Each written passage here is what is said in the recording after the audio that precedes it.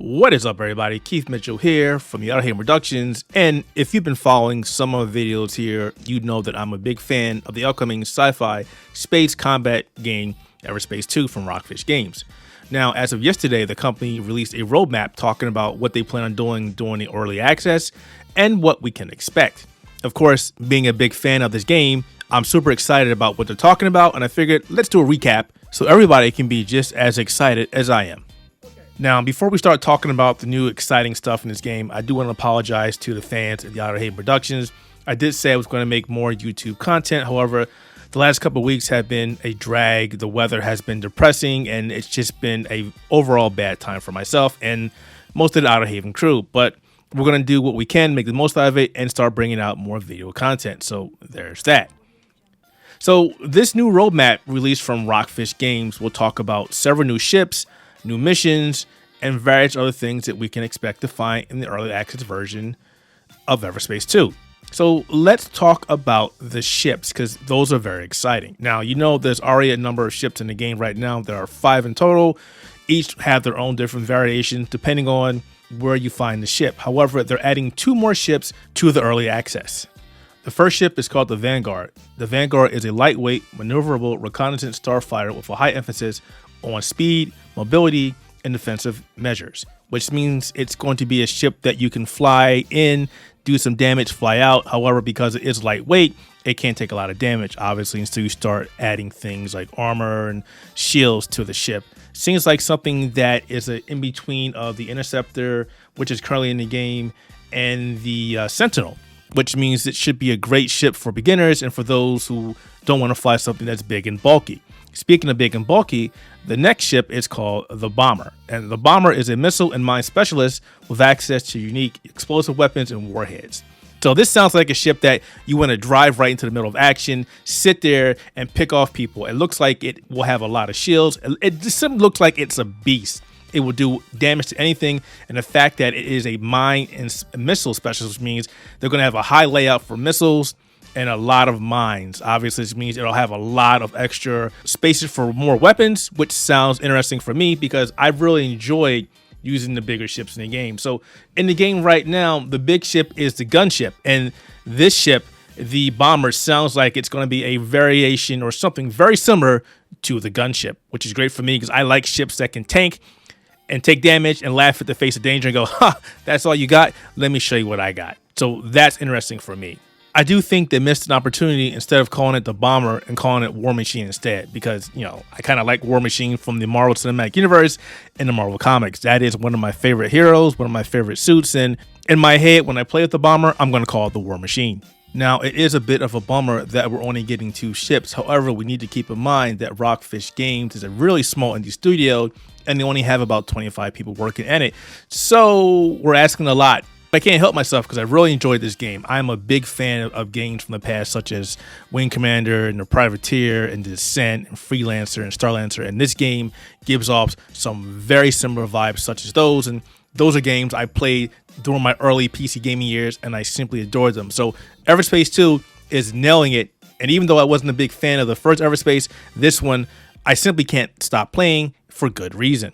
Now, let's talk about the roadmap, because they laid out a lot of plans for the upcoming content that's coming to the game. So they have plans for spring, summer, and fall 2021. So there's a lot of content coming to the game. And yes, it is still early access. However, these guys are trying to do their best to get as much content out there as they can, and I applaud them for their efforts. In April 2021, in addition to the new fighters, the Vanguard and the Bomber, we're going to get new missions, new side missions, a bunch of new activities such as the random events that you find as you're flying out in space. There will be a new companion that will join us at our headquarters, and they're saying they will overhaul the game balancing, because there are some encounters in the game that you get overrun by enemies and they just kick your butt. And I know a lot of you have experienced this because I've talked to a lot of people that say, hey, I got into this one area and the enemy just decimated me. With the game balancing, that shouldn't be an issue, you know, unless you go into an area that you shouldn't be or you're very unprepared. So game balancing is great. In addition to everything else I've already talked about, they also will be reintroducing story bits into the game. I know the story previously ended on a cliffhanger when we had to go inside that cave and destroy a bunch of people.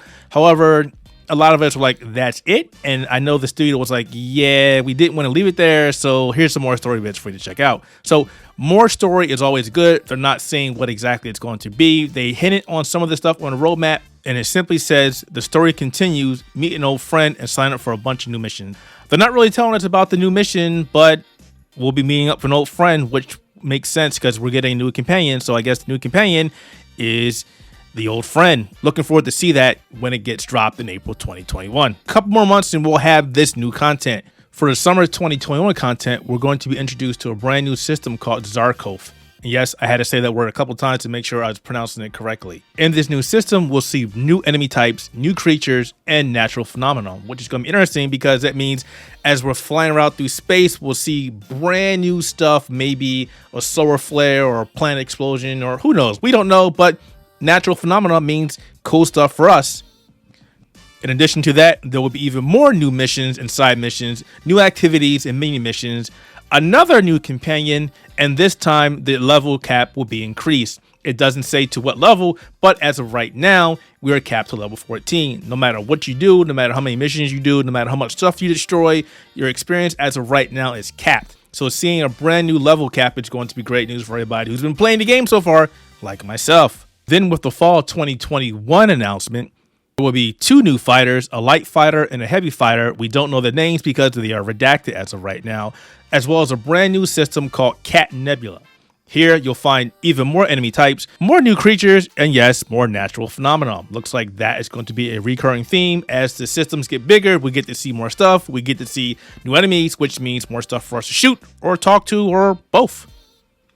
New main missions, new side missions, new activities, mini missions, fast travel. It doesn't state what that means. I'm guessing that would be the jump to this brand new nebula, yet another new companion, and yet another player level cap increase. There's a lot more information regarding the game, such as major improvements, features, content additions, which you can find over at the Everspace 2 Steam page, which I have linked in the description below. According to Rockfish Games, they will update the roadmap every 3 to 6 months, which means after the fall update, we won't hear from them until March of the following year or June 2022. Even still, they provided us with more than enough content that should keep us busy for quite some time. I am interested in the level cap because we get 2 level cap increases.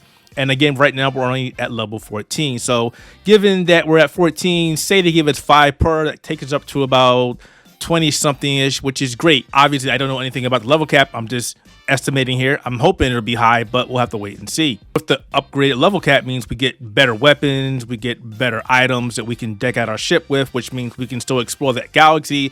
And you know there's going to be a lot of content that they haven't told us sitting out there in the open world for us to find out and explore. Now, one of my favorite things about this game is the vast space stations and giant ships that you can fly through, and there are some of them that have puzzles that you can figure out and get extra special items or rare items, which is, as someone who likes these kind of games, the inner geek in me just screams and goes, yes, this stuff is amazing. I can't wait to see more of this. So when they said new phenomenon, I'm hoping they mean that stuff as well.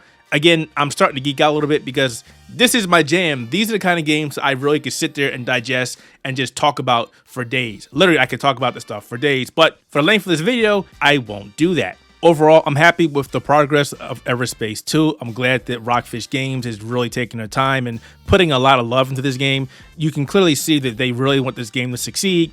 Putting out in early access was one of the best things they could do because the game is getting a lot of positive feedback. The game is super positive over at Steam. I check out the Discord all the time and also the Reddit, which I recommend you do as well. And I'll put those in the description below as well. That said, are you playing Everspace 2? And if you are you enjoying the game? Are you not liking the game? Do you want to talk about it? Drop a comment below. And as always, like and subscribe to our channel. Thanks for watching. We'll see you next time.